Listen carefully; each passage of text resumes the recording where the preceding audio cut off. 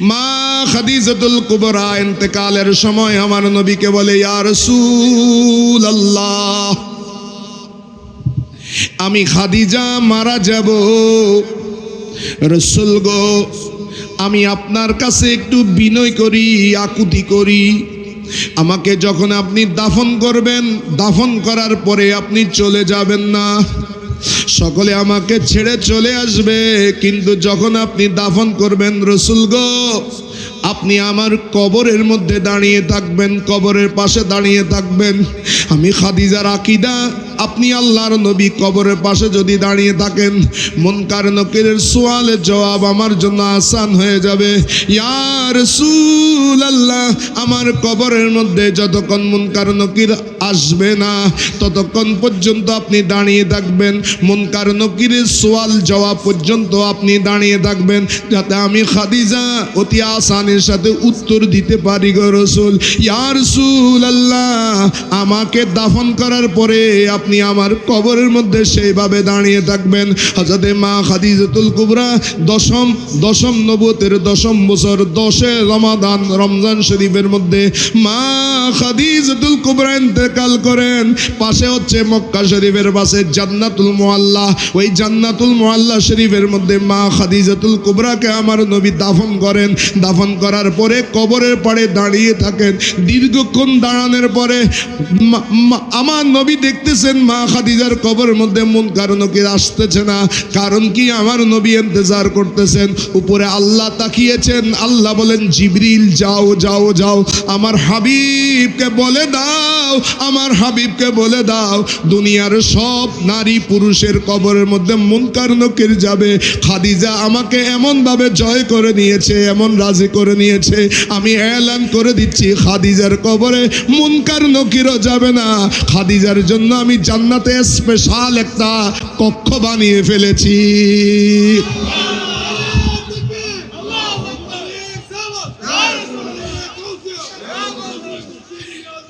এই খাদিজা থাকাকালীন আমার নবী কোনো শাদী আর করেন নাই। ওই বছরের মধ্যে খাজা আবু তালেব ওনারও ইন্তেকাল হয়ে গেল, ওই আশ্রয়টাও চলে গেল। আর সহধর্মিণী মা খাদিজাতুল কুবরার ইন্তেকাল হয়ে গেল। ইসলামের ইতিহাসে এটাকে বলে আমুল হুজন। একটা বছর পর্যন্ত শোকের মাস, আমাদের জন্য শোক 3 দিন, আমার রাসূলের জন্য আল্লাহ রাব্বুল আলামিন গোটা একটা বছর শোকের বছর ঘোষণা করেছেন।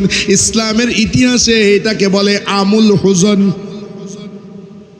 এখন আমার নবী কোথায় যাবে? রমজানে মা খাদিজার ইন্তেকাল, শাওয়াল মাস যখন এসেছেন, এখন গোটা আরবের মধ্যে একজন বিশ্বস্ত ব্যক্তি পেলেন। ওই বিশ্বস্ত ব্যক্তির নাম, ওই ব্যক্তি যার নাম কোরআন শরীফে আছে। সুবহানাল্লাহ বলুন না। আপনাদের কাছে একটা প্রশ্ন করি, আমার নবীজির সাহাবী কয়জন? আমার নবীজির সাহাবী কয়জন? নবীজির সাহাবী, টোটাল সাহাবী যখন বিদায় হজ করেন 1,14,000 সাহাবী ছিল।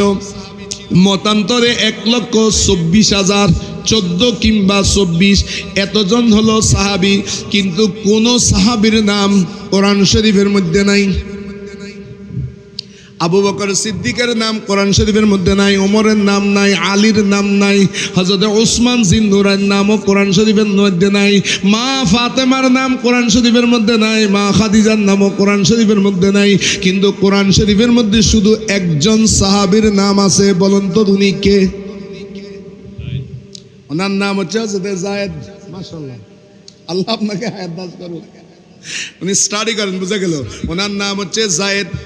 উনি হচ্ছেন হযরতে যায়েদ বিন হারেসা রাদিয়াল্লাহু তাআলা। আমার নবীর পালক ছেলে। ওই ছেলেটাকে সাথে নিয়ে চললেন নানার দেশে, হালিমাতুস সাদিয়ার দেশে, বনু সকিফের দেশে। মক্কা শরীফ থেকে 120 কিলোমিটার। মক্কা থেকে 120 কিলোমিটার। এতুন ওই কুমিল্লা ক্যান্টনমেন্ট, কুমিল্লা ক্যান্টনমেন্ট চিনেন তো? হ্যাঁ, ধরেন এখান থেকে কুমিল্লা ক্যান্টনমেন্ট পর্যন্ত যাবেন, কিভাবে যাবেন? পায়ে হেঁটে। নবীজি শুরু করলেন। তায়েফটা হচ্ছে উঁচু জায়গা, মক্কা শরীফ নিচু, তায়েফ উঁচু। তায়েফের ঠান্ডা বাতাস ৭,০০০ ফিট উপরে। এখন ওইবারও তায়েফে গেলাম, তায়েফের উপর থেকে বসে বসে চিন্তা করি, এখন রাস্তা হয়ে গেছে, এই রাস্তা দিয়ে আসতে অনেক রিস্ক নিয়ে কার উপরে উঠে না জানি যায়েদ বিন হারসাকে নিয়ে আমার নবী কিভাবে উঠেছে। তায়েফে গেলে আপনার আশ্চর্য হয়ে যাবেন আমার আজকের বিষয়টা। এ তায়েফের মধ্যে আমার নবী যাচ্ছেন, সেখানের গোত্রের নাম হচ্ছে বনু সকিফ। বড় আশা নিয়ে সেখানের মধ্যে গেলেন। 3 দিন সময় লেগেছে। 120 কিলোমিটার। চাইতে বড় কথা হলো এই সমতল ভূমি থেকে যদি উপর দিকে তায়েফ শহর দিকে তাকান তাহলে আপনার মাথার টুপি পড়ে যাবে। অনেক উপরে, অনেক উপরে তায়েফ শহর। এই তায়েফের মধ্যে গেলেন। তায়েফের মধ্যে তখন ছিল বনু সকিফ। বনু সকিফের লিডার ছিল 3 জন। আগে আমাদের এখানেও ব্যাকের সমাজপতিকে মানত, এখনো না মানে না। আগে সমাজের লিডার ছিল না, লিডারে যা বলে তা, সর্দারে জিয়েন হইয়েন। ওদের লিডারশিপ ছিল 3 জন ভাই, 3 ভাই লিডার। বনু সকিফ গোত্রের পাওয়ারফুল 3 জন। একজনের নাম হাবিব, আরেকজনের নাম হচ্ছে মাসউদ, আরেকজনের নাম হচ্ছে আবদে ইয়ালাইল।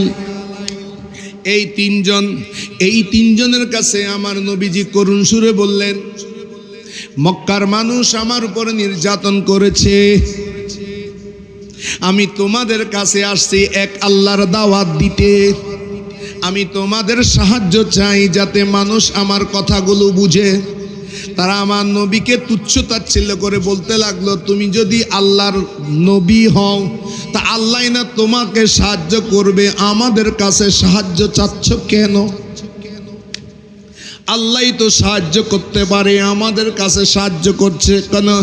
ইত্যাদি বলার পরে ওই 3 জন বনু সকিফের যারা যুবক ছেলে তাদেরকে লেলিয়ে দিল। কই মারো মারো যত পারো। এ সাবা, এ সাবিয়া। সাবিয়া মানে সাবি, এ একজন সাবি।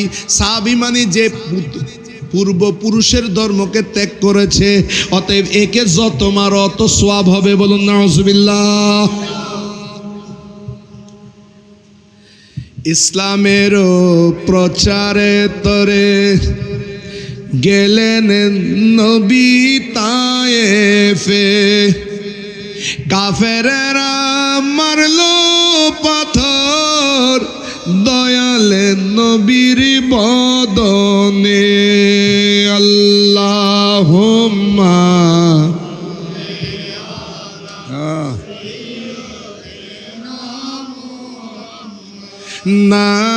নাবিনা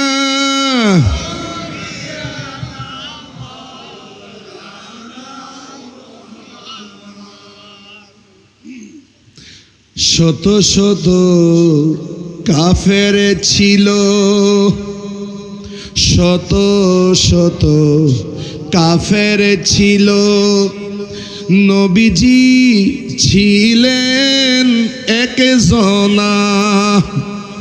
সবাই বলে মারো পাথর, নিষেধ কেহ করলো না। আল্লাহুম্মা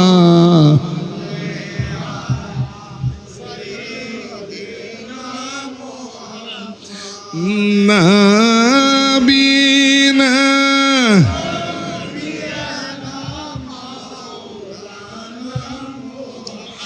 এত সুন্দর নবী, যেই নবীর চেহারা আনোয়ার চাঁদের চাইতে কোটি কোটি সুন্দর।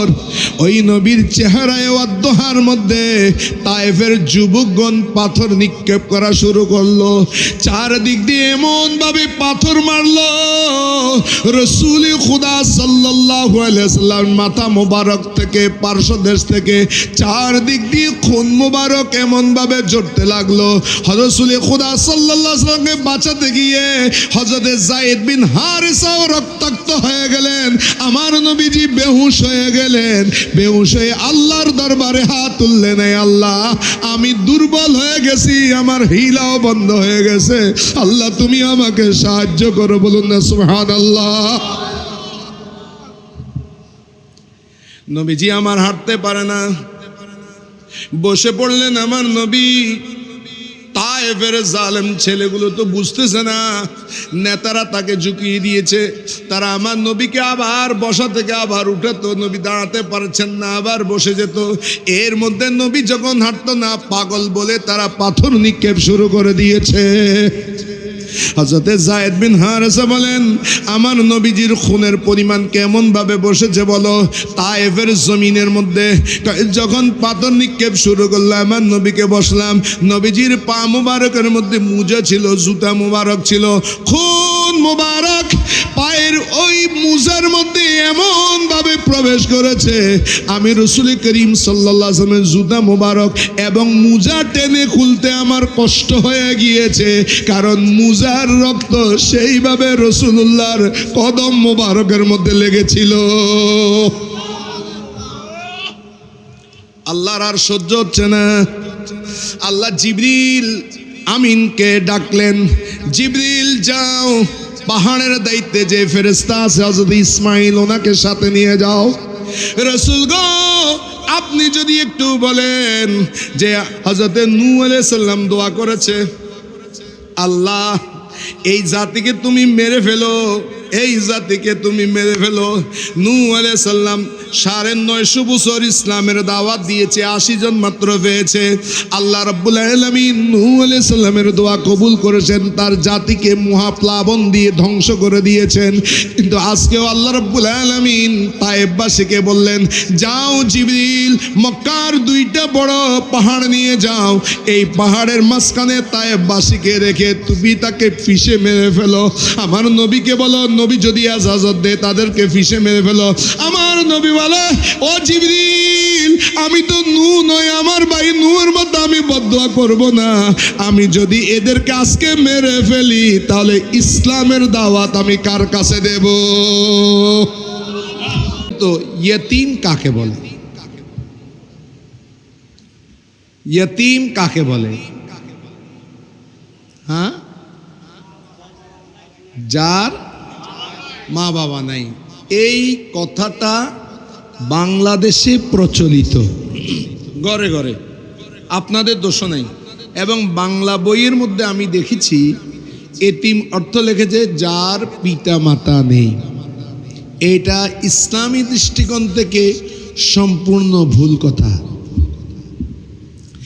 এতিম তাকে বলে ওই ছোট্ট ছেলে, হুয়া সাগীরু, ওই ছোট ছেলে, মাতা আবুহু, যার বাবা মারা গিয়েছে তাকে বলে এতিম।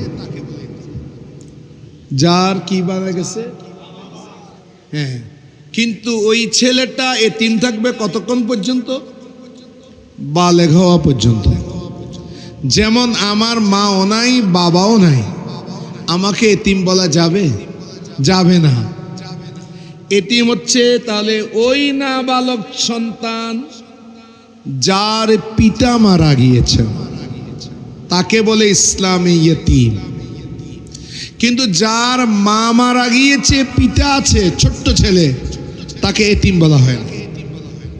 ইসলামী পরিভাষায় এতিম তাকে বলে যার ওই ছোট্ট ছেলে যে এখনো অপ্রাপ্ত বয়স্ক, যার বাবা মারা গিয়েছে, তাকে কি বলা হয়? এতিম বলে। বাস এটা জানো। আমাদের নবীকে একটা শব্দ বলে আন নাবিয়ুল উম্মিয়্যু। কোরআনে কারীম সূরাতুল আ'রাফে আল্লাহ আমার নবীকে বলেছেন, ওয়াল্লাযীনা ইয়াত্তাবিউনার রাসূলান নাবিয়্যাল উম্মিয়্যা। এখানের মধ্যে উম্মি মানে কি? উম্মির অনেকগুলো অর্থ আছে,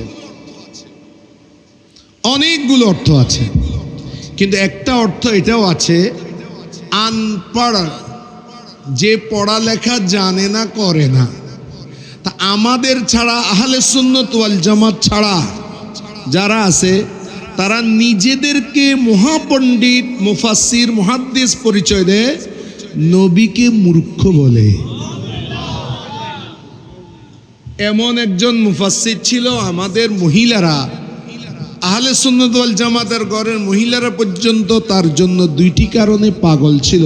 একটা, তার চেহারাটা সুন্দর, গলাটা সুন্দর। দিন বর্তমানে তিনি মালয়েশিয়াতে আছেন। উনি মারাত্মক কতগুলো কথা বলেছেন, তার মধ্যে একেবারে মারাত্মক হচ্ছে আমাদের নবীকে বলেছেন মূর্খ নবী। কিন্তু উম্মির অনেক অর্থ আছে, আমি বললাম অনেক অর্থ আছে উম্মির। তার মধ্যে উম্মির আরেকটা অর্থ হলো, উম্মি তাকে বলে, উম্মি তাকে বলে যিনি উম্মুন, মা অর্থ আরবিতে উম্মুন, উম্মুন মানে মা।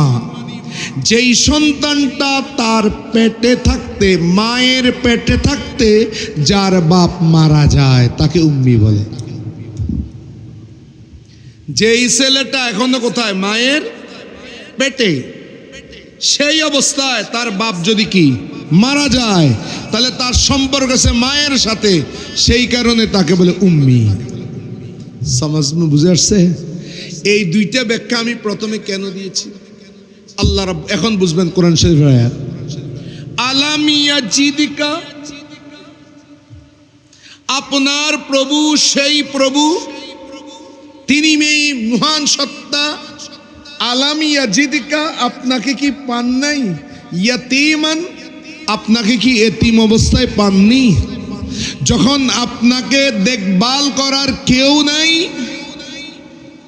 আরবের ভূখণ্ডের মধ্যে আপনি একজন এতিম সন্তান হিসাবে জন্মগ্রহণ করেছেন। যখন আপনার মায়ের পেটের মধ্যে আপনার বয়স মাত্র 6 মাস, সেই অবস্থায় আপনি আপনার বাপের চেহারা পর্যন্ত দেখেননি। খাজা আব্দুল্লাহ রাদিয়াল্লাহু তাআলা আনহুর চেহারা আপনি দেখেননি। সেই অবস্থায় আপনার আম্মা জান আপনাকে এতিম অবস্থায় প্রসব করেছে। এই এতিম অবস্থায় যখন আপনি ছিলেন, আপনাকে সেই রক্ষণাবেক্ষণার পুরো দায়িত্ব কে নিয়েছে? তিনি রব, তিনি রব্বুল আলামিন আপনার ব্যবস্থা করেছেন। বলুন না সুবহানাল্লাহ। আলাম ইয়াজিদিকা ইয়াতীমান, তিনি কি আপনাকে এতিম পান নাই? ফাআওয়া, অতঃপর তিনি আপনাকে আশ্রয় দিয়েছেন, নিজের দিকে ডেকে নিয়েছেন। সুবহানাল্লাহ। এটা এক অর্থ। আর এক অর্থ আছে এতিমের, আর এক অর্থ। আলাম ইয়াজিদিকা ইয়াতীমান, আমাকে একটা ওরা সাবজেক্ট দিছে, আমি এগুলো না বললে এটা বুঝবেন না। আলাম ইয়াজিদিকা ইয়াতীমান ফাআওয়া, এতিমের আরেক অর্থ হচ্ছে, আরবিতে বলা হয় আদ-দুররুল ইয়াতীম। কি বলে?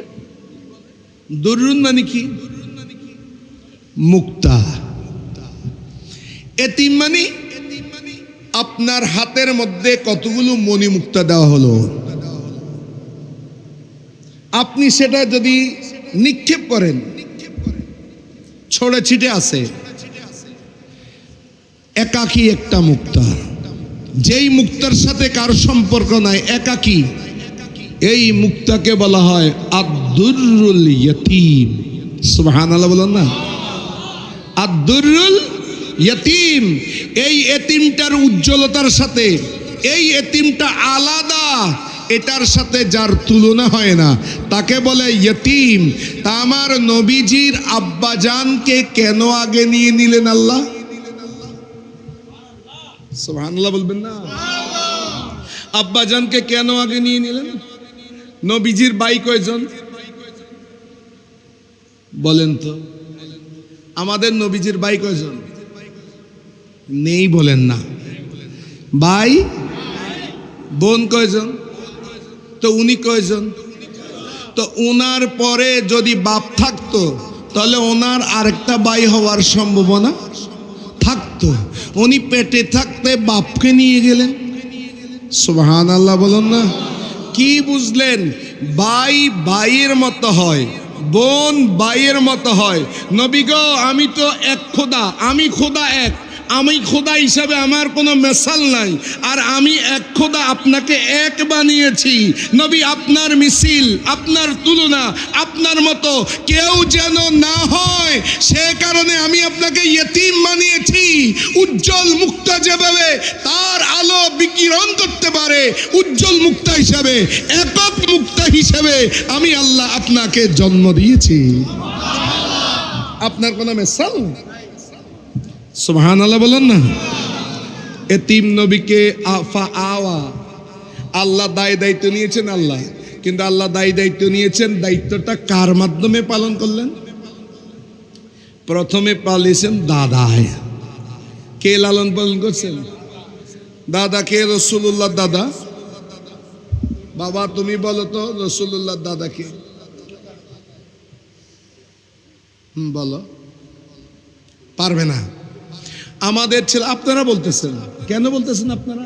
বসো বাবা, আমি তোমাকে লজ্জা দেওয়ার জন্য নয়, আমি তোমাদেরকে বর্তমান সমাজের দৃশ্যটা তুলে ধরলাম।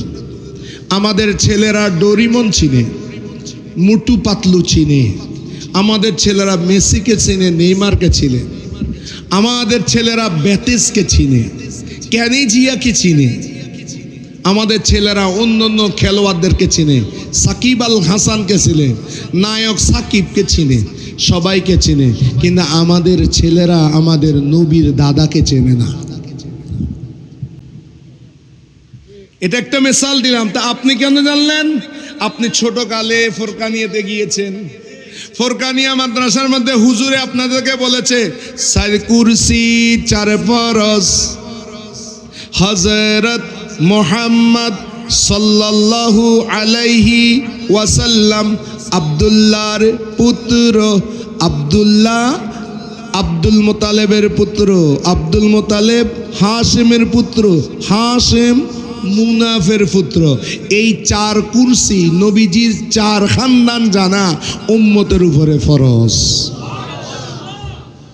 কয় উম্মত জানে? ফোরকানিয়াগুলো বন্ধ হয়ে গেছে, কোরআনের শিক্ষা বন্ধ হয়ে গেছে, সে জায়গায় অন্য জিনিস এসে বসেছে। রাসূলুল্লাহর দাদা যান রাসূলুল্লাহকে লালন পালন করেছেন। সুবহানাল্লাহ বলেন না। রাসূলুল্লাহর জন্য খানায়ে কাবা, এটা কনক্রিটের তৈরি খানায়ে কাবার মিনার। মিলাদুন নবীর রাতে রাসূলুল্লাহর দাদা যান ছিলেন খানায়ে কাবার মুতাওয়াল্লি। উনি তাহাজ্জুদের সময়, সুবহে সাদিক এবং নিশির মাঝামাঝি সময়, যেই সময় রাসূল খোদা পৃথিবীর মধ্যে আগমন করেছেন, তখন উনি দেখতে পেলেন যে খানায়ে কাবার একটা মেহরাব মা আমেনার ঘরের দিকে ঝুঁকে গিয়েছে। সুবহানাল্লাহ বলুন না। উনি আশ্চর্য হয়ে গেলেন। এই দিকে ইশারা করে ইমামে আলা হযরত আজিমুল বরকত শাহ ইমাম আহমদ রাজা খান ফাজলে বেরলভি বড় চমৎকার ভাবে একটি সালাম রচনা করেছেন। বলুন না সুবহানাল্লাহ।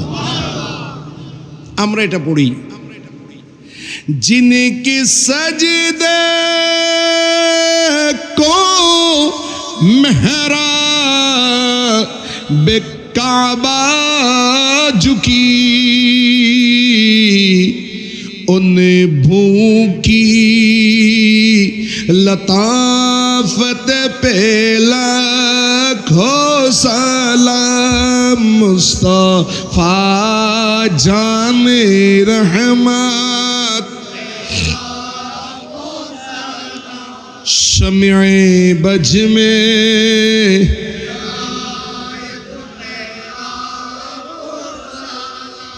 একটা সুন্দরী নারী, টুকটুকি সুন্দর এক নারী। সেই নারীটার কোন জিনিসটা বেশি সুন্দর বলেন তো? এই সুন্দরী নারী তার সুন্দর চেহারার মধ্যে যদি একটা গালে একটা তিল থাকে কালো, কুচকুচে কালো, কালো মানুষে পছন্দ করে না, কিন্তু সুন্দরী নারীর গালের মধ্যে যদি একটা কালো তিল থাকে, তার সুন্দরের চাইতে ওই কালো তিলটার দাম বেশি হয়ে যায়। সুন্দরী নারীর সেই মুখের মধ্যে সেই কালো তিলকটা তার শ্রী বৃদ্ধি করে, সৌন্দর্যকে বাড়িয়ে দেয়। আমাদের মেয়েরা এখন আর্টিফিশিয়ালি তার গালের মধ্যে কালো একটা তিল লাগায় আলগাভাবে, সৌন্দর্য বাড়ার জন্য। বুঝে আসছে? তা আমার নবী কেমন সুন্দর ছিলেন? সুন্দরী নারীর কথা বলেছি, আপনারা চমকি উঠলেন, বলেন না আমার নবী কেমন ছিলেন? সুবহানাল্লাহ বলেন না। হযরত হাসান বিন সাবিত বলেন, রাসূলুল্লাহর সাহাবী। কার সাহাবী? ওনারা কি কাউকে ফার্ম মারেন? ওনারা কি মিথ্যা কথা বলেন? না, উনি বলতেছেন ওয়া আহসানা মিনকা লাম তারা কত্তু আইনি ওয়া আজমালা মিনকা লাম তালিদিন নিসাও সালাতুনিয়া।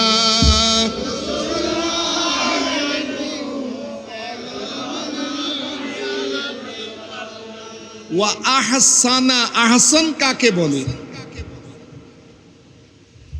আমরা সুপারলেটিভ ডিগ্রি পড়েছি, গুড, বেটার, বেস্ট।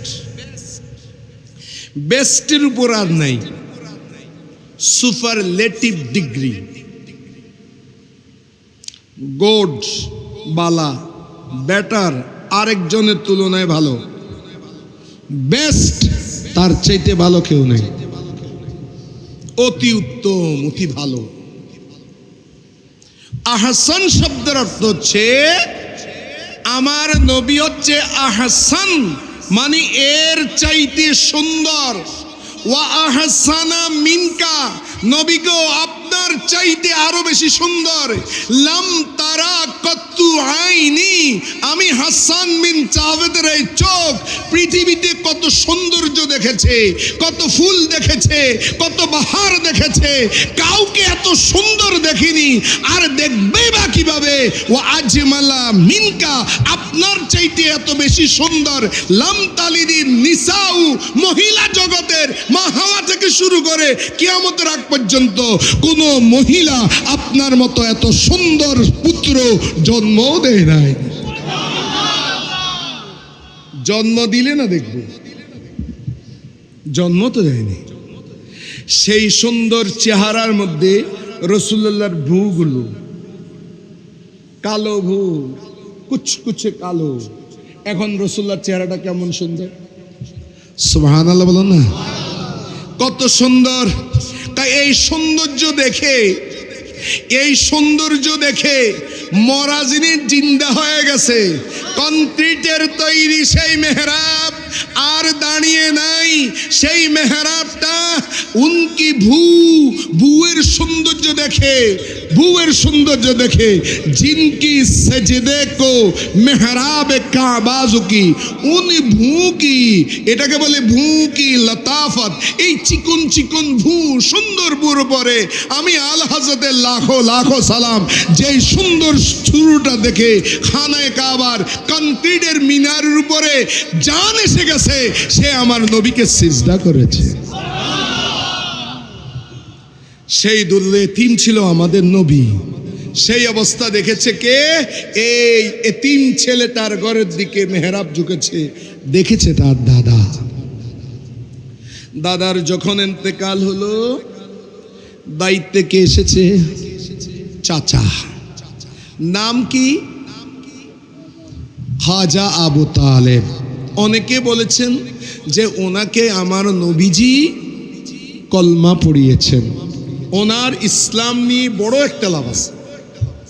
কিন্তু জমহুরের কথা হলো উনি অন্তরে বলেছেন কিন্তু একরারটা উনি করেননি, জমহুরের কথা। কিন্তু ওনার ব্যাপারে এই পর্যন্ত কোনো আলেম মন্দ কথা বলেন নাই। ওনার ব্যাপারে মন্দ বলা যাবে না, কারণ উনি আমার নবীকে লালন পালন করেছেন। সেই জন্য আমরা একটা শব্দ বলি খাজা আবু তালেব, এটা সম্মান করে বলি। ওনার ইমান ওয়াল্লাহু আলাম, শেষ কথা ওয়াল্লাহু। কিন্তু ওনার বিরুদ্ধে কোনো বক্তব্য এ পর্যন্ত দুনিয়ার কোনো স্কলার ওনার বিরুদ্ধে কোনো বক্তব্য দেননি, কারণ উনি লালন পালন করেছেন নবী মুহাম্মদুর রাসূলুল্লাহ। বয়স ছিল 25 বছর মুহাম্মদের। লালন পালন করছেন কে? খাজা আবু তালেব। আরবের মধ্যে একজন নারী ছিল, এই নারীটার ব্যাপারে একজন উনি মুফাসসির, তথাকথিত মুফাসসির, উনি বলেছেন উনি নাকি ইনটেক না, 2 বার তালাক খাইয়া, নাউজুবিল্লাহ, জোরে বলুন না, উনি নাকি 2 বার তালাক খাইছেন। তালাক কাকে বলে? বিধবা কাকে বলে? তালাকের মধ্যে সম্মান নাই, বিধবার মধ্যে সম্মান আছে। উনি কার কথা বলছি আমি? হযরতে মা খাদিজাতুল কুবরা রাদিয়াল্লাহু তাআলা আনহা। একজন খাজা আবু তালেব 25 বছর পর্যন্ত রাখেন, আরেকজন হচ্ছে হযরতে মা খাদিজাতুল কুবরা রাদিয়াল্লাহু তাআলা আনহা। উনি কেমন নারী ছিলেন? বয়স ছিল 40, কিন্তু দেখতে মনে হতো 20 বছরের নারী। উনি কোন ধরনের ব্যবসা ছিলেন? চট্টগ্রামের কিছু ব্যবসায়ীর নাম আছে, তাদেরকে সওদাগর বলে। এটা সওদাগর নামের একটু কলঙ্ক হয়। সওদাগর হচ্ছে যারা এই আমাদের খাতুনগঞ্জে বড় ব্যবসা করেন, এদেরকে সওদাগর বলে। হ্যাঁ, কিন্তু ফান দোয়ানের সওদাগর আছে না? ফান দোয়ান তাইলে সওদাগর হয়, কিন্তু সওদাগরের এটা না। সওদাগরের আলাদা একটা, ফান দোকানদার এটা দোকানদার বলে। বুঝে আসছে? যারা ফান দোকান করেন আমার উপরে রাগ করবেন না, আমি বুঝানোর জন্য বলতেছি। জমিদার কাকে বলে? যার অডেল সম্পদের যিনি মালিক, উনি হচ্ছে জমিদার। জমির উপরে যিনি ট্যাক্স বসান, উনি ছিল জমিদার। কিন্তু আমাদের দেশের একটা ছোট মেস কোয়ার্টারের মালিক, তাকেও জমিদার বলে। ফান দোকানদারকেও সওদাগর বলে। বুঝে আসছে? একটা রিক্সা যদি থাকে তবে বলে কোম্পানি। কথা আমার বুঝে আসছে? এ সর্বক্ষেত্রে কিন্তু একই অবস্থা। কিন্তু মা খাদিজাতুল কুবরা উনি কেমন ব্যবসায়ী ছিলেন? ওনার মাল চলে যেত মুলকে শামে, তার মানে উনি দেশীয় কোনো ব্যবসায়ী নয়, উনি ইন্টারন্যাশনাল একজন ব্যবসায়ী। যেই সময়ের মধ্যে আরবের মধ্যে মানুষের ঘর ছিল খেজুরের পাতার ঘর, খেজুরের ছাউনির ঘর, তাঁবুর মধ্যে মানুষ থাকতো, সেই অবস্থায় মা খাদিজাতুল কুবরার দোতলা বাড়ি ছিল। কেমন ব্যবসায়ী উনি! দেখেন ওনার বাড়িটা কোথায় ছিল বলেন তো? ওনার বাড়িটা ছিল, যারা হজ করেছেন খেয়াল করেন, 2টা পাহাড়ের মধ্যে আপনারা দৌড়াদৌড়ি করেছেন, যেটার নাম হলো সাই। একটার নাম সাফা আর একটার নাম মারওয়া। একটার নাম সাফা, এই মারওয়ার পাশেই দোতলা বিল্ডিং এর মালিক ছিল মা খাদিজাতুল কুবরা। বলুন না সুবহানাল্লাহ। আরবের ধনাঢ্য মহিলা, যেই মহিলার ব্যবসায়িক প্রোডাক্ট যেত বিদেশে, তার মানে তিনি ছিলেন একজন ইন্টারন্যাশনাল ব্যবসায়ী। সে মা খাদিজাতুল কুবরার 2 বার শাদী হয়েছে আমার নবীজির আগে। বলেছিলাম একটা হচ্ছে তালাক খাওয়া, আর একটা হলো বিধবা হওয়া। খোদার কসম, মা খাদিজাতুল কুবরাকে কোনো পুরুষ তালাক দেয়নি। উনি এত পরম চরিত্রের অধিকারী ছিলেন। উনি ওই চরিত্রের অধিকারী ছিলেন বিদায় তো আল্লাহ তার মহানবীর জন্য এই মেয়েটাকে নির্ধারণ করেছেন, নবীজির স্ত্রী হওয়ার জন্য তাকে নির্ধারণ করেছেন। কিন্তু তথাকথিত মুফাসসির বলেছে উনি নাকি বড় ইনটেক না। আস্তাগফিরুল্লাহ। এই শব্দ যদি কেউ আমার মায়ের ব্যাপারে বলে, আমার মায়ের ব্যাপারে কেউ যদি বলে আমার মা ইনটেক নয়, আপনি আপনার রাগ কন্ট্রোল করতে পারবেন না। আরে আপনার মার চাইতে হাজার গুণে সম্মানিত হচ্ছে মা খাদিজাতুল কুবরা।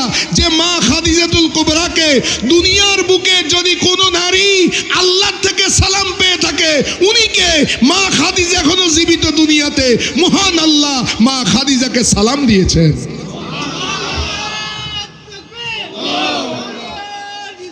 উনি সেই নারী মা খাদিজাতুল কুবরা রাদিয়াল্লাহু তাআলা আনহা। প্রথম স্বামীর নাম ছিল আবু হালা, উনি ইন্তেকাল করেছেন। মা খাদিজাতুল কুবরা উনি বিধবা হয়ে যান। আবার শাদী করেছেন, ওনার নাম আতিক, উনি ইন্তেকাল করেছেন, বিধবা হয়ে যান। মা খাদিজাতুল কুবরা রাদিয়াল্লাহু তাআলা আনহা দুই স্বামীকে হারিয়ে উনি সিদ্ধান্ত গ্রহণ করেছেন আর শাদী করবেন না, আর শাদী করবেন না। কি করবেন? একটা প্রকোষ্ঠের মধ্যে এসে যাবেন, উনি আল্লাহর ইবাদত করবেন। যেহেতু ইনি দ্বীনে হানিফ ইব্রাহিমী ধর্মের মধ্যে ছিলেন, মা খাদিজা কোনোদিনও মূর্তি পূজা করেন নাই, এক আল্লাহতে বিশ্বাসী ছিলেন। সম্মানের সাথে কথা বলবেন, যেহেতু ওনার নিসবত আমার রসুলের সাথে। ওনার একজন বিশ্বস্ত কর্মচারী ছিল মাইসারা। মাইসারা, আমি আল্লাহর ইবাদতে নিমগ্ন হয়ে যাব আর শাদী করব না। এখন আরবের মধ্যে আমার তো বিশাল ব্যবসায়িক কার্যকারবার, এই ব্যবসায়িক কার্যকারবার দেখার জন্য একজন বিশ্বস্ত পুরুষের দরকার। একজন বিশ্বস্ত মানুষ খবর দাও। মাইসারা বলল, এই আরবের মধ্যে বিশ্বস্ত তো আমি কাউকে পাচ্ছি না, আমি খবর লাগাই। মাইসারা খবর লাগালেন, হ্যাঁ গোটা আরবের মধ্যে একজন বিশ্বস্ত ব্যক্তির নাম পাওয়া গেল। লোকেরা তার নাম হলো মুহাম্মদ, কিন্তু লোকেরা বলে আল আমিন। সুবহানাল্লাহ বলেন না? খবর পেয়ে গেল, মা খাদিজাতুল কুবরা খুশি হয়ে গেলেন, আর শাদী করবেন না। উনি যদি সত্যি আল আমিন হয়ে থাকেন, ব্যবসা বাণিজ্যের পুরা দায়িত্ব ওনাকে দিয়ে দিবেন, উনি আল্লাহ বিল্লাহ করবেন, আল্লাহওয়ালা হয়ে যাবেন। মাইসারাকে নিয়ে প্রথম টেস্ট করছেন, পাঠাচ্ছেন মুলকে শাম। মুলকে শামের বর্তমান নাম মুলকে শাম। 6টা রাষ্ট্রে ভাগ করে ফেলছে ব্রিটিশরা, এটা মুলকে শাম। আল্লাহ নবী দোয়া করেছেন বুখারী শরীফে, আল্লাহুম্মা বারিক ফি শামিনা, আল্লাহুম্মা বারিক ফি শামিনা, আল্লাহুম্মা বারিক ফি ইয়ামানিনা। ইয়ামান এখনো আছে, কিন্তু শাম বিশাল রাষ্ট্র, এটাকে খণ্ড বিখণ্ড করে দেওয়া হয়েছে। বর্তমানে সিরিয়া, লেবনান, জর্দান, ফিলিস্তিন, মিশরের কিছু অংশ, এই 6টা এবং ইরাকের কিছু অংশ, 6টা বিশাল রাজ্য নিয়েছিল মুলকে শাম। সিরিয়ার বিশাল অংশ, সেখানের মধ্যে ব্যবসার জন্য গেলেন। সকলে যখন শুনলে আল আমিন এসেছে, চাঁদের মতো সুন্দর, এ নাকি কোন একটা মিথ্যা কথা বলে না। আল আমিনকে দেখার সাথে সাথে সব মাল বিক্রি হয়ে গেছে, প্রচুর লাভ নিয়ে আমার নবীজি মক্কার দিকে ফিরলেন। ওই 2তলা বিল্ডিং থেকে তাকিয়ে আছে মা খাদিজাতুল কুবরা। কি ব্যাপার, আমার কাফেলা চলে আসছে। মনে হয় সেই যুগে দস্যুবৃত্তি ছিল, কোন দস্যুর আক্রমণে পড়ে তাদের মালসামানা সব চলে গেল কিনা টেনশনের মধ্যে পড়ে গেলেন। ঠিকই একটা উদ্বিগ্নের মধ্যে পড়ে গেলেন, কিন্তু একটা চমৎকার জিনিস দেখলেন। ওই মুহাম্মদ নামের আল আমিন যেই ছেলেটা, ওই ছেলেটার ছাতা নাই, উনি ছাতা ইউজ করতেছে না, ওনার কিছু নাই, কারণ খোদা মেঘমালাকে তার ছাতা বানিয়ে দিয়েছেন। উনি যেখানে হাঁটেন তার উপরে মেঘমালা, মেঘমালা তাকে নিয়ে যায় মুহাম্মদুর রাসূলুল্লাহর গায়ের মধ্যে, রোদ স্পর্শ করছে না। উনি বারবার তাকাচ্ছেন, আশ্চর্য হয়ে যাচ্ছেন। কাছে যখন মাইসারা এসে খবর দিল, দিনে দিনে ওনার খুলুকে আজিম শুনে উনি বিমুতি হয়ে গেলেন, বিমুগ্ধ হয়ে গেলেন। যে সিদ্ধান্ত গ্রহণ করেছেন যে তিনি আর শাদী করবেন না, কয় না পৃথিবীতে আমার যোগ্য আরেকজন মহান স্বামী আমি পেয়ে গিয়েছি। সেই জন্য খাজা আবু তালেবের কাছে বিবাহের প্রস্তাব দিলেন, আমার রসুলের চাচা যান সেটা কবুল করলেন, মা খাদিজার সাথে শাদী দিলেন। 40 বছর বয়স রসুল্লাহ, খুব খেয়াল করবেন, 40 বছর বয়স। এতদিন সবাই বলতো আল আমিন, এতদিন মসজিদের খতিব, মসজিদের ইমাম সবাই পছন্দ করেছে, কিন্তু ভোটে যখন দাঁড়িয়েছে এখন হুজুরের ভোট আর কেউ দেয় না। এখন হুজুরের নামে বদনামি শুরু। এখন কোন হুজুর যদি আমি ভোটে দাঁড়ালে ভোট দিবেন, আপনারা দিবেন না, এটা বাস্তবতা, বুঝছেন? কাশিম নদীর কণ্ঠে সকলে মাথা ডুলাতো, বাহির তো কতজনে বক্তব্য করতো, কেউ সোনার চেন দিত, কেউ টাকা দিত, কিন্তু ভোটে যখন দাঁড়াইছে ওনার ভোটের সঙ্গে 1500, পার্শ্বের জনের ভোট হলো 1 লক্ষ এত হাজার। এই হলো যখন মানুষের অধিকার নিয়ে দাঁড়িয়ে যায়, তখন কেউ কিন্তু পাশে থাকে না। এতদিন সবাই জানে আল আমিন, মোহাম্মদ শ্রেষ্ঠ, মোহাম্মদ শ্রেষ্ঠ। 40 বছরে যখন নবুয়ত প্রকাশ করে দিলেন, এখন মোহাম্মদকে বলতে লাগলো, মোহাম্মদ এই কারণে আমাদেরকে ডেকেছ। এখন মোহাম্মদের উপরে স্টিম রোলার শুরু হয়ে গেল। বাপ দাদার ধর্মের বিরুদ্ধে বলেছে, মার পাথর, সর্বপ্রথম পাথর কে মেরেছে রাসূলুল্লাহর শরীরের মধ্যে বলেন তো? সর্বপ্রথম কোন অন্য কোনের ঘরের দুশমন নয়, সর্বপ্রথম আবু, একবারে আপন চাচা আবু লাহাব আমার নবীকে পাথর মেরেছে। আপন চাচা। প্রথম ডিলটা আসছে নিজের ঘর থেকে, প্রথম শত্রুতা আপনাদের হবে নিজের ঘর থেকে। সেই রাসূলুল্লাহ সাল্লাল্লাহু আলাইহি সাল্লাম যখন ইসলামী দাওয়াতে যেতেন, সবাই পাথর মারত। লালে লাল হয়ে আমার নবীজি যখন ঘরে আসতো, তখন এই আঁচলটা দিয়ে কে সান্ত্বনা দিবে? উনি তো এতিম, ওনার তো বাপ ছিল না, এতিম ছেলে বড় হয়েছে, ওনার পাশে তো কেউ নেই। তখন এই আঁচল দিয়ে যিনি সান্ত্বনা দিতেন, খুন মুবারক, গাম মুবারক মুছে দিতেন, উনি আর কেউ নাই, উনি ছিলেন হযরতে মা খাদিজাতুল কুবরা রাদিয়াল্লাহু তাআলা আনহা। এই গোটা আরবের মধ্যে সান্ত্বনা দেওয়ার ছিল মা খাদিজাতুল কুবরা। বয়স যখন রাসূলুল্লাহ সাল্লাল্লাহু আলাইহি সাল্লামের 50 বছর, নবুয়তের আজহারে 10টি বছর হয়ে গেল, 10 রমজান আসলো, মা খাদিজাতুল কুবরা ইন্তেকাল হয়ে গেল। সেই বছর খাদিজাতুর 5 দিনের আগেই সেই চাচা যান যিনি পুরুষের মধ্যে যিনি আশ্রয় দিতেন, তারও ইন্তেকাল হয়ে গেল 10ম হিজরির মধ্যে। সেই মা খাদিজার জন্য আমার নবী কেঁদেছেন। এখান থেকে শরীয়তের মাসালা, মরা মানুষের জন্য কাঁদা জায়েজ, আমার নবী খাদিজাতুল কুবরার জন্য কেঁদেছেন। মা খাদিজাতুল কুবরা ইন্তেকালের সময় আমার নবীকে বলে, ইয়া রাসূলুল্লাহ, আমি খাদিজা মারা যাব। রাসূল গো, আমি আপনার কাছে একটু বিনয় করি, আকুতি করি, আমাকে যখন আপনি দাফন করবেন, দাফন করার পরে আপনি চলে যাবেন না, সকলে আমাকে ছেড়ে চলে আসবে, কিন্তু যখন আপনি দাফন করবেন রাসূল গো, আপনি আমার কবরের মধ্যে দাঁড়িয়ে থাকবেন, কবরের পাশে দাঁড়িয়ে থাকবেন। আমি খাদিজার আকীদা, আপনি আল্লাহর নবী কবরের পাশে যদি দাঁড়িয়ে থাকেন, মুনকার নকিরের সওয়ালের জবাব আমার জন্য আসান হয়ে যাবে। ইয়া রাসূলুল্লাহ, আমার কবরের মধ্যে যতক্ষণ মুনকার নকির আসবে না, ততক্ষণ পর্যন্ত আপনি দাঁড়িয়ে থাকবেন, মুনকার নকিরের সওয়াল জবাব পর্যন্ত আপনি দাঁড়িয়ে থাকবেন, যাতে আমি খাদিজা অতি আসানের সাথে উত্তর দিতে পারি গো রাসূল। ইয়া রাসূলুল্লাহ, আমাকে দাফন করার পরে আপনি আমার কবরের মধ্যে সেইভাবে দাঁড়িয়ে থাকবেন। হযরতে মা খাদিজাতুল কুবরা দশম নবুয়তের 10ম বছর 10 রমাদান, রমজান শরীফের মধ্যে মা খাদিজাতুল কুবরা ইন্তেকাল করেন। পাশে হচ্ছে মক্কা শরীফের পাশে জান্নাতুল মুআল্লা, ওই জান্নাতুল মুআল্লা শরীফের মধ্যে মা খাদিজাতুল কুবরাকে আমার নবী দাফন করেন। দাফন করার পরে কবরের পাড়ে দাঁড়িয়ে থাকেন।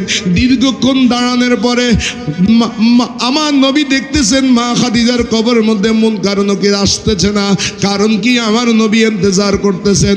উপরে আল্লাহ তাকিয়েছেন, আল্লাহ বলেন জিবরিল যাও যাও যাও, আমার হাবিবকে বলে দাও, আমার হাবিবকে বলে দাও দুনিয়ার সব নারী পুরুষের কবরের মধ্যে মুনকার নকির যাবে। খাদিজা আমাকে এমন ভাবে জয় করে নিয়েছে, এমন রাজি করে নিয়েছে, আমি এলান করে দিচ্ছি খাদিজার কবরে মুনকার নকিরও যাবে না। খাদিজার জন্য আমি জান্নাতে স্পেশাল একটা কক্ষ বানিয়ে ফেলেছি।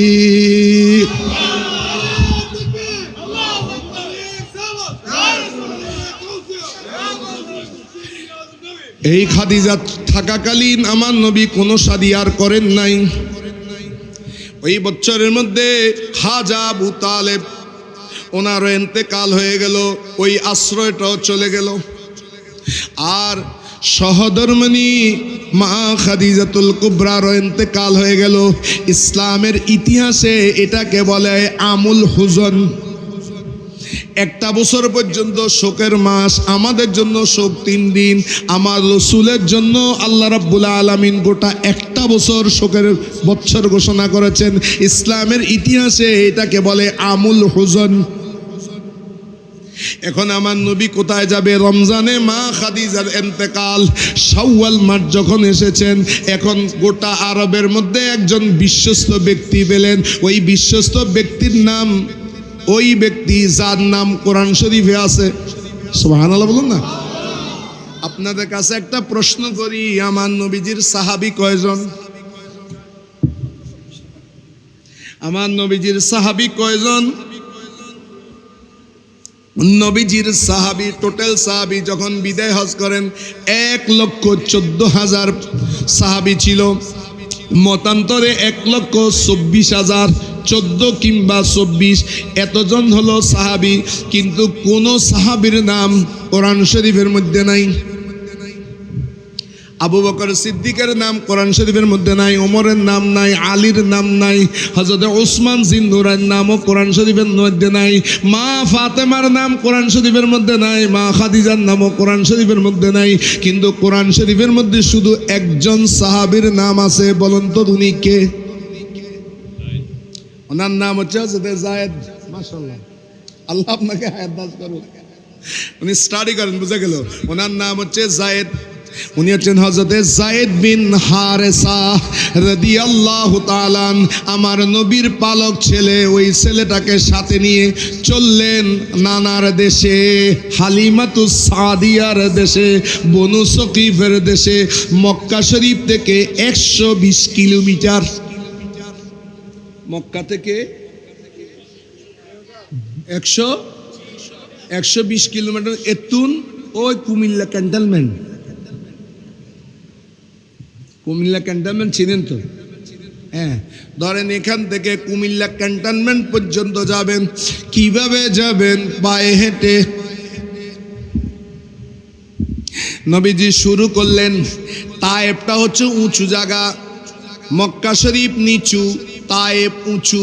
তায়েফের ঠান্ডা বাতাস 7,000 ফিট উপরে। এখন ওইবারও তায়েফে গেলাম।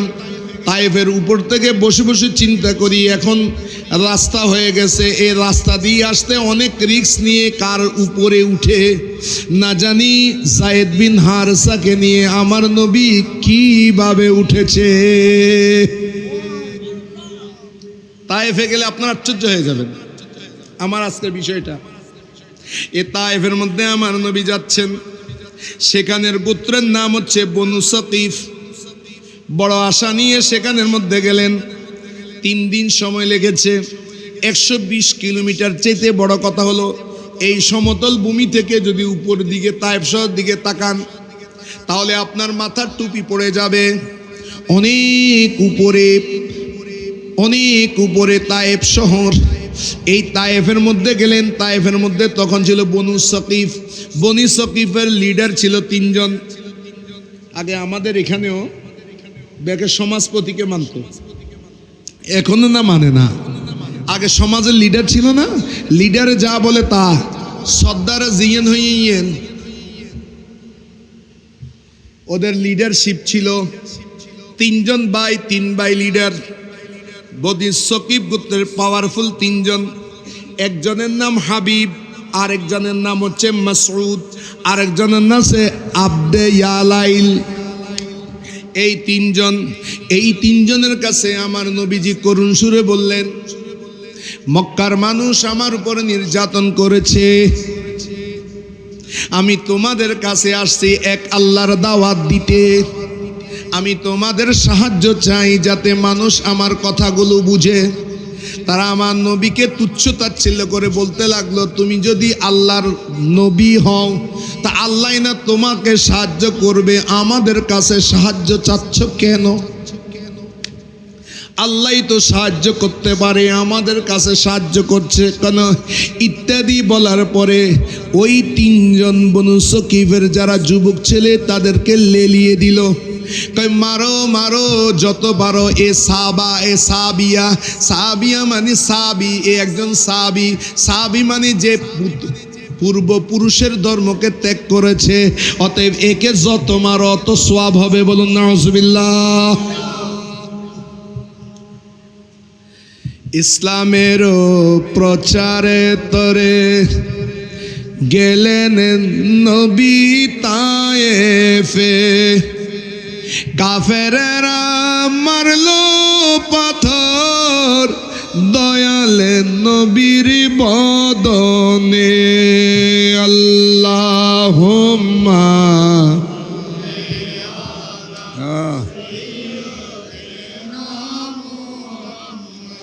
নাবিনা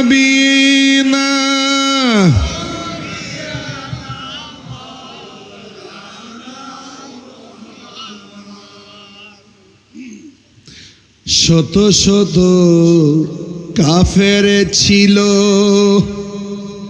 শত শত কাফের ছিল, নবীজি ছিলেন একজনা। সবাই বলে মারো পাথর, নিষেধ কেহ করলো না। আল্লাহুম্মা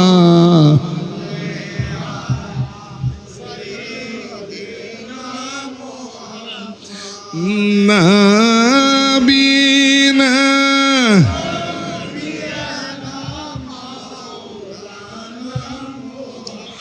এত সুন্দর নবী, যেই নবীর চেহারা আনোয়ার চাঁদের চাইতে কোটি কোটি সুন্দর, ওই নবীর চেহারায় ওয়াদ্দোহার মধ্যে তায়েফের যুবকগণ পাথর নিক্ষেপ করা শুরু করলো।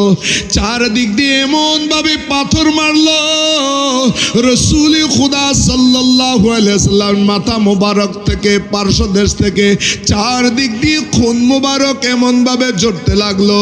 রাসূল খুদা সাল্লাল্লাহু আলাইহি ওয়াসাল্লামকে বাঁচাতে গিয়ে হযরত যায়েদ বিন হারিসাও রক্তাক্ত হয়ে গেলেন, আমার নবীজি বেহুশ হয়ে গেলেন। বেহুশ হয়ে আল্লাহর দরবারে হাত তুললেন, আল্লাহ আমি দুর্বল হয়ে গেছি, আমার হিলাও বন্ধ হয়ে গেছে, আল্লাহ তুমি আমাকে সাহায্য করো। বলুন না সুবহানাল্লাহ। নবীজি আমার হাঁটতে পারে না, বসে পড়লেন আমার নবী।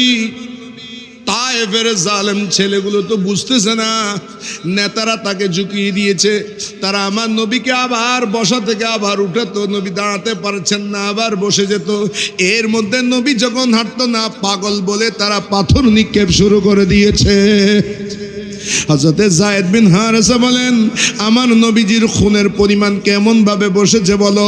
তায়েফের জমিনের মধ্যে যখন পাথর নিক্ষেপ শুরু করলো, আমার নবীকে বসলাম, নবীজির পা মুবারকের মধ্যে মুজা ছিল, জুতা মুবারক ছিল, খুন মুবারক পায়ের ওই মুজার মধ্যে এমন ভাবে প্রবেশ করেছে, আমি রাসূল করিম সাল্লাল্লাহু আলাইহি ওয়াসাল্লামের জুতা মুবারক এবং মুজা টেনে খুলতে আমার কষ্ট হয়ে গিয়েছে, কারণ মুজার রক্ত সেইভাবে রাসূলুল্লাহর কদম মুবারকের মধ্যে লেগেছিল।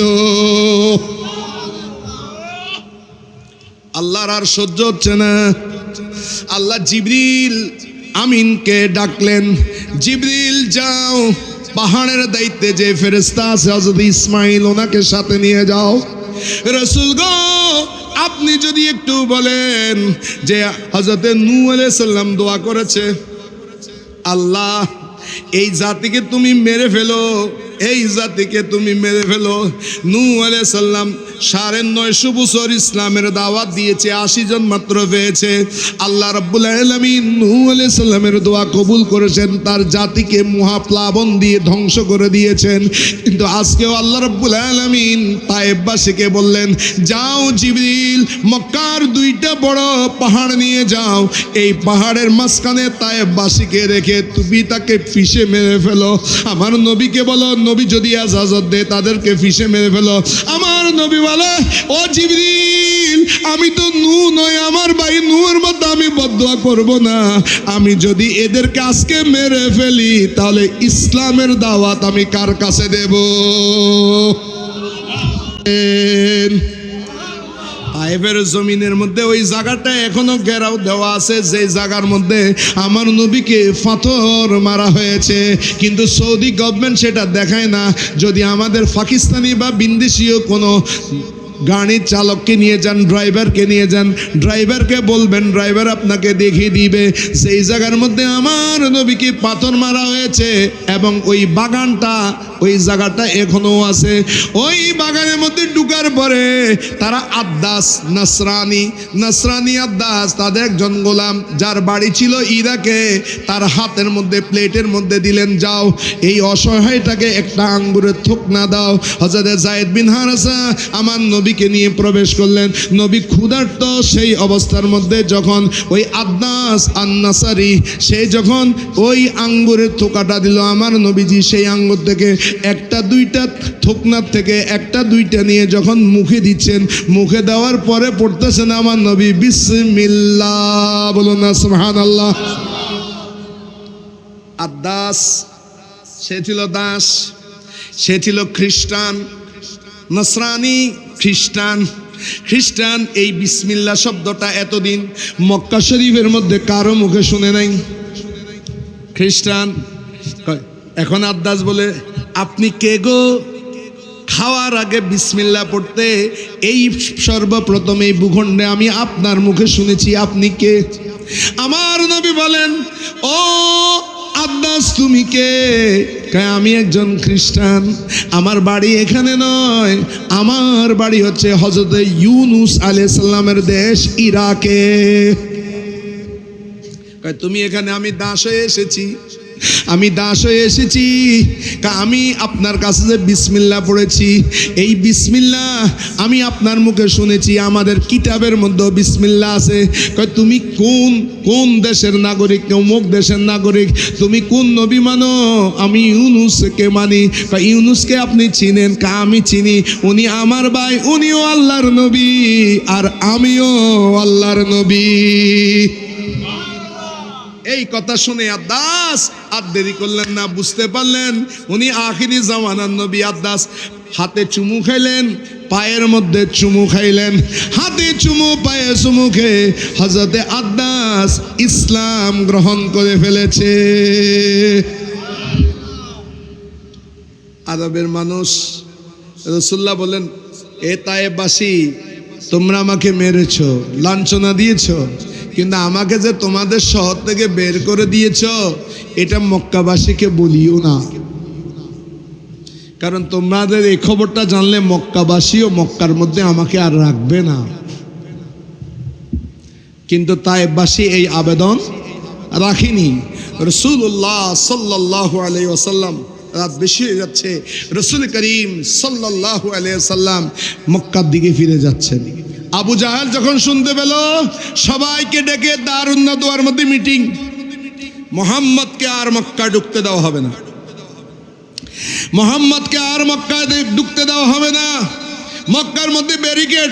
রাসূলুল্লাহ দেখলেন এখানে মক্কায় আর প্রবেশ করা যাচ্ছে না। এক ঘোড়সওয়ারির কাছে গেলেন। ঘোড়সওয়ারি বলে, আমি তোমাকে পার করলে মক্কায় আমি থাকতে পারবো না, আমাকে বের করে দেবে। কেউ রাসূলুল্লাহর নিরাপত্তা নিচ্ছেন না। তখন একজন ব্যক্তি মুতঈম ইবনে আদি রাসূল করিম সাল্লাল্লাহু আলাইহি ওয়াসাল্লামের নিরাপত্তা দিলেন এবং আবু জাহেল বলে, মুতঈম ছিল আরবের সম্ভ্রান্ত একজন ব্যক্তি, তুমি কি ইসলাম গ্রহণ করেছো, মুহাম্মদের ধর্ম নিয়েছো, নাকি মুহাম্মদকে আশ্রয় দিয়েছো? না, আমি মুহাম্মদকে, সে যেহেতু আমাদের একজন মক্কি, একজন কুরাইশি, সেই হিসাবে আমি তাকে আশ্রয় দিচ্ছি, ইসলাম গ্রহণ করিনি। এইভাবে আবার আমার নবী মক্কাতে আশ্রয় পেয়েছেন। বলুন না সুবহানাল্লাহ। সেই জায়গায় রাতের বেলায় মক্কায় ঢোকার আগে রাত ছিল, একটা উপত্যকার মধ্যে শুয়ে আছেন আমার নবী। সেখানে কতগুলো জিন এসেছে, জিনদেরকে আমার নবীজি কোরআন পড়ে শুনিয়েছেন। তখন কোরআন, জিনেরা বলছে, জায়গাটার নাম হচ্ছে নাখলা। জিনেরা তখন সূরা জিন নাজিল হয়েছে, সূরা জিন। জিনেরা কয়, ইন্না সামি'না কুরআনান আজাবা, আমরা আশ্চর্যজনক এক কোরআন শুনেছি, আমরা ওই মহান আল্লাহর প্রতি ঈমান এনেছি। সেখানে মধ্যে জিনেরা আমার নবীর প্রতি ইসলাম গ্রহণ করেছে। বলুন না সুবহানাল্লাহ। সেই জন্য আমার নবী জিনদেরও নবী, আমাদের নবী, মানুষেরও নবী, আমার নবী। এইভাবে ইসলাম, এ কষ্ট করে আমার নবী ইসলামটা কায়েম করেছেন। আজকে সেই ইসলামটা নিয়ে আমরা কেউ রাজনীতি করছি, কেউ ব্যবসা করছি, কেউ হোটেল ব্যবসা, কেউ বিভিন্ন ব্যবসার মধ্যে আছে। কেউ ইসলামটাকে নিয়ে গেছে 501 নম্বর হলে, ইসলামকে নিয়ে গেছে 501 নম্বর হল। কেউ ইসলামটাকে নিয়ে গিয়েছে দুর্গা পূজা, কেউ ইসলামটাকে নিয়েছে জারফুকুরের মধ্যে, তাবিজ দুয়ার মধ্যে, আর কুফরি কালামের মধ্যে। কিন্তু ইসলাম তো রাসূলুল্লাহ সাল্লাল্লাহু আলাইহি ওয়াসাল্লাম সেই জন্য আসেনি। ইসলাম হচ্ছে কমপ্লিট কোড অফ লাইফ। এই কোড অফ লাইফের মাধ্যমে জনগণকে, গোটা জাতিকে, মিল্লাতকে শান্তি দেওয়ার জন্যই ইসলাম এসেছে। আসুন, সেই যিনি শান্তি নিয়ে এসেছেন, ইসলামের সেই বার্তা নিয়ে এসেছেন, সেই নবীকে দাঁড়িয়ে মোহাব্বত নিয়ে একটু সালাম দিই। ইয়া নবী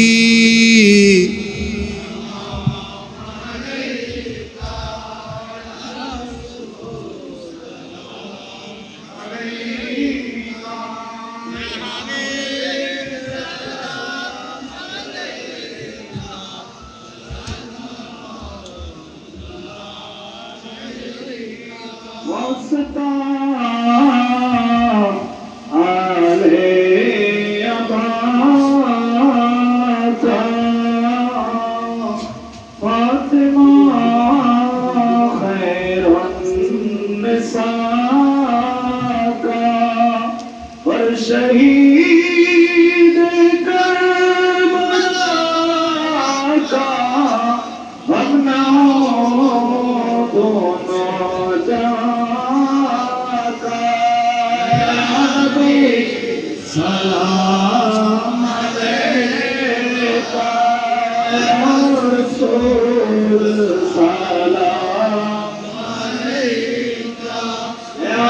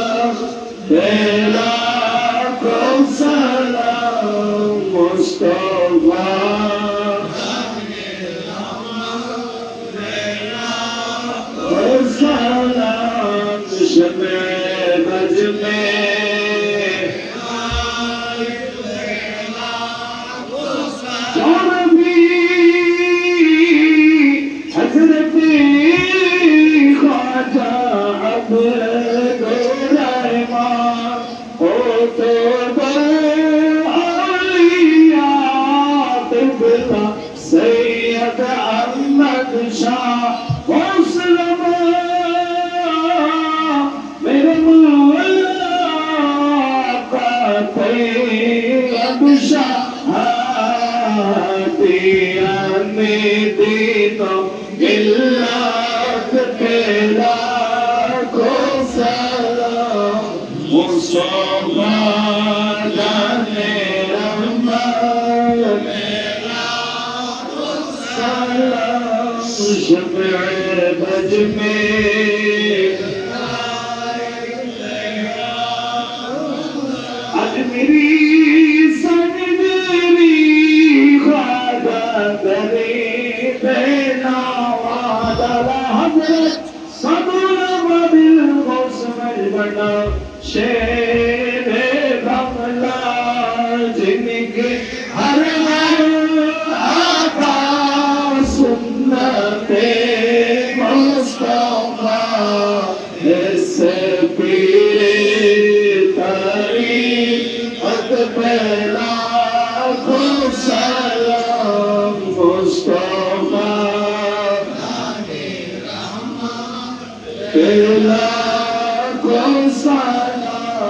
شمع بج میں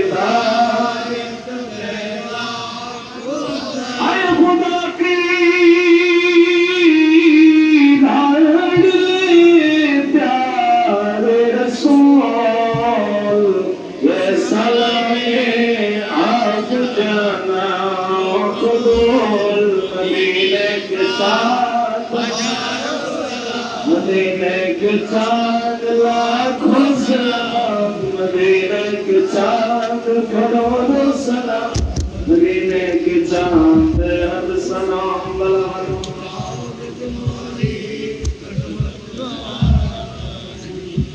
حسنت جميع الصالحين عليهم اللهم آمين الحمد لله رب العالمين والصلاة والسلام على سيد المرسلين وعلى آله وأصحابه أجمعين ربنا ظلمنا أنفسنا وإن لم تغفر لنا وترحمنا لنكونن من الخاسرين ربنا فاغفر لنا ذنوبنا وكفر عنا سيئاتنا وتوفنا مع الأبرار ربنا ولا تحملنا ما لا طاقة لنا به واعف عنا واغفر لنا وارحمنا أنت مولانا فانصرنا على القوم الكافرين الله ربي الأول شريف আজ মহান গিয়ারবি শরীফের অত্যন্ত বরকতময় রজনী আল্লাহ এই রজনীর মধ্যে আল্লাহ বুড়িচ্ছর সমিতির পক্ষ থেকে আয়োজিত মিলাদুন নবীর মাহফিলে অংশগ্রহণ আমরা করেছি আল্লাহ মাহফিলের শেষ পর্যায়ে এসে আল্লাহ নিজের আকুতি বিনতি জানানোর জন্য তোমার দরবারে গুনাহ করা দুইখানা হাত বেঁধে দিয়েছি আল্লাহ এই মজলিসে আমার চাইতে বড় গুনাহগার আর কেউ নাই আল্লাহ রব্বানা করিম আল্লাহ অন্দর মহলে বিভিন্ন ঘরে অনেক মা বোন পর্দানশীল হয়ে তোমার দরবারে হাত পেতেছে গভীর রজনীতে দাড়ি পাকা মুরব্বীরা হাত পেতেছে আল্লাহ আল্লাহ একজন দাড়ি পাকা মুরব্বী যখন চোখের পানি ছেড়ে তোমার কাছে চায় তুমি খোদার কাছেও হায়া এসে যায় আল্লাহ ওই বান্দার উসিলা তুমি সবাইকে মাফ করে দাও আল্লাহ রব্বানা করিম এমন বান্দাদেরকে মাসুম বেগুনা বাচ্চাদেরকে সাথে নিয়ে তোমার দরবারে হাত পেতেছি আল্লাহ মেহেরবানি করে আল্লাহ আমাদের ফরিয়াদ তোমার দরবারে কবুল করো আল্লাহ রব্বানা করিম বালেগ হওয়ার পর থেকে পর্যন্ত যত গুনাহ করেছি সগীরা কবিরা দেখা জানা অজানা স্মরণ করছি আল্লাহ ওই গুনাহগুলোর কথা তুমি জানো আমি জানি দুনিয়ার আর কেউ না জানলেও আল্লাহ মাবুদ আমাদের জীবনের সমস্ত সগীরা কবিরা গুনাহ তুমি মাফ করে দাও আল্লাহ দুনিয়ার জাহান্নামের সামান্য আগুন আমরা সহ্য করতে পারি না রে আল্লাহ। দোজখের আগুন কিভাবে সহ্য করব খোদা? মেহেরবানি করে তোমার নবীজির নূরানি মাহফিলের উসিলায় তুমি আমাদেরকে ক্ষমা করে দাও মাবুদ। এই মাসের মধ্যে আমার আম্মা জান জশ্নে জুলুসের দিন গত বছর ইন্তেকাল করেছে রে আল্লাহ। ও দয়াল, আমি যেমন বাবা আর আমার মতো অনেক ভাই অনেক বোন আছেন যাদের মাও নাই বাবাও নাই, কারো মা নাই কারো বাবা নাই। আল্লাহ এমনও আছেন আল্লাহ মাবুদ। আমাদের যখন তেমন কিছু ছিল না তখন মা বাপের দয়া ছিল, মা বাপ জীবিত ছিলেন ঘরের মধ্যে। আল্লাহ আজ আমাদের অনেক কিছু হয়েছে কিন্তু ঘরের মধ্যে মা এবং বাবা নাই আল্লাহ। ঘরের মধ্যে গিয়ে মাহফিল শেষে মা বলে রাতের 2টা বাজে যখন ডাক দিতাম বা দরজা খুলে দিতাম, আজকে মা নাই রে আল্লাহ। আমি কোথায় আছি সেই খবর নেওয়ার মতো মানুষ নাই রে আল্লাহ। ও মাবুদ, চোখের পানি ছাড়া মাকে বাবাকে দেওয়ার আমাদের কিছু নেই রে আল্লাহ। আমার মতো যাদের মা নাই বাবা নাই আল্লাহ, শুনেছি তোমার নবীর জবানে পাকে মা বাপের হকের মধ্যে সন্তানের দোয়া কবুল হয়, সন্তান হকের মধ্যে মা বাপের দোয়া কবুল। আল্লাহ আমাদের মা বাপের হকের মধ্যে তুমি আমাদের দোয়াকে কবুল করো আল্লাহ। রব্বির হামহুমা কামা रब्बयानी सगीरा। कल्ब जाकिर दे हमें और रोने वाले आँखी दे, ताकि मैं रोता रहो तेरी रजा के वास्ते। अल्लाह एमन कलब दाओ যেই কলবের মধ্যে তোমার জিকির চলবে রে আল্লাহ। এমন চক্ষু দাও আল্লাহ যেই চক্ষু তোমার ভয়ে কাঁদতে পারবে রে আল্লাহ। আল্লাহ আমাদের চোখের বাণী তুমি কবুল করো আল্লাহ। আজকে তোমাদের সওয়াব প্রিয় নবী রহমতুল্লিল আলামিন নবীজির নূরানি দরবারে পৌঁছে দাও। সমস্ত সাহাবায়ে জাম তাবিন তাবিন ইমাম মুস্তাদিন খুলাফায়ে রাশিদিন আজকে আলোচনা করেছি উম্মুল মুমিনিন আমাদের মা জননী মা খাদিজাতুল কুবরা রাদিয়াল্লাহু তাআলা আনহা। আল্লাহ ওনার নূরানি দরবারে আমাদের সালাম পৌঁছে দিন। हुजूर शहंशाह बगदाद मुहीउद्दीन अब्दुल कादिर जिलानी अल गिलानी हिंदुल वली ख्वाजा गरीब नवाज मुर्शिदुना मौलाना अल जान अल्लामा सैयद मोहम्मद तैयब रहमतुल्लाह अलैह शार कुदू शाह अमनत मुल्ला मिस्किन शाह मुफ्ती कदुल्लाह शाह शातुन अलिया शाह मौसून अलिया हजरत अहमदुल्लाह मेजबंडारी बाबा गुलाम मुराद मेजबंडारी शहंशाह जियाउल हक मेजबंडारी गाजी दीन मिल्लत अल्लामा आजिल हक शेर बंगाल अल कादरी। आय अल्लाह এই বুড়িশ্বরের মধ্যে যত মহান ওলিরা নাম ফরমা রয়েছেন আল্লাহ প্রত্যেক ওলিদের দরবারে সওয়াব পৌঁছে দাও আল্লাহ। বিশেষ করে আল্লাহ ইমামে আহলে সুন্নাত উস্তাজুল আসাদা হুজুর আল্লামা জাফর আহমদ সিদ্দিকী রহমাতুল্লাহ আলাইহি নূরানি দরবারে সওয়াব পৌঁছে দাও মাবুদ। আল্লাহ এই বুড়িশ্বর আদর্শ সমিতির সাথে বিগত সময়ে যারা সম্পৃক্ত ছিল এখন নাই, ওনারাও থাকতে মিলাদুন নবী করেছে আল্লাহ রব্বানা করিম এই সমিতির সাথে সম্পর্ক রেখে এই সমিতিটাকে ভালোবেসে আল্লাহ যত ভাইয়েরা বোনেরা ইন্তেকাল করেছে আল্লাহ প্রত্যেকের কবরে সওয়াব পৌঁছে দাও। আজকের মাহফিলের উসিলায় এলাকাতে যতগুলো কবরস্থান আছে আল্লাহ এই কবরবাসীদের কবর আযাব তুমি মাফ করে দাও আল্লাহ। আজকের মিলাদুন্নবী মাহফিলের মধ্যে যারা শরীক হয়েছেন, প্রবাসে আছেন, দেশে আছেন, যেখানেই থাকুক না কেন সেখানে আমান সালামতে থাকার তৌফিক দান করো। 1 টাকায় লক্ষ টাকার বরকত দান করো, রিজকে হালাল দান করো, বিভিন্ন বিপদ আপদ থেকে আল্লাহ তুমি হেফাজত করো আল্লাহ। আল্লাহ এই বুড়িচর এলাকার অধিকাংশ মানুষ আশিক রাসূল আল্লাহ, প্রত্যেকের নবী প্রেমে অটল থাকা তৌফিক দান করো আল্লাহ। 5 ওয়াক্ত নামাজ, কোরআন শরীফের তেলাওয়াত, রাসূল মকবুল সাল্লাল্লাহু আলাইহি ওয়াসাল্লামের উপরে দুরূদ শরীফ আল্লাহ এবং হক হালাল মতো থাকা তাদের প্রত্যেককে সেই তৌফিক দান করো। যারা অসুস্থ আছে আল্লাহ শেফা দান করো। আজকে তবারুক দেওয়া হয়েছে আল্লাহ, এই তবারুকের প্রত্যেকটা দানাকে আল্লাহ তুমি মেডিসিন হিসেবে কবুল করো আল্লাহ। মা বোনেরা এত রাতের মধ্যেও হাত পেতে আছে ভিক্ষুকের মতো আল্লাহ। মারা এত স্বার্থপর হয় না, মারা স্বার্থপর হয় না, মা নিজের জন্য তোমার কাছে চায় না। মা সব সময় হাত যখন পাতে সন্তানের জন্য তোমার কাছে চায় আল্লাহ। এই মাতা, এই মমতাময়ী মাতারা যা যা ফরিয়াদ করতেছে, তাদের অনেকের সন্তান বিদেশে আছে, অনেকের সন্তান দেশে আছে আল্লাহ। সন্তানের জন্য এবং বিভিন্ন বিষয়ে মারা যত ফরিয়াদ নিয়াত পেতেছে আল্লাহ, প্রত্যেকের ফরিয়াদ তুমি কবুল করো আল্লাহ। আল্লাহুম্মা আফিনা মিন কুল্লি বালাইদ দুনিয়া ওয়া আযাবিল আখিরাহ, তাওয়াফানা মুসলিমিন ওয়া আলহিকনা بالصالحين وصلى الله تعالى على خير خلقه محمد وعلى آله وصحبه أجمعين بحق كلمة طيبة لا إله إلا الله محمد رسول الله.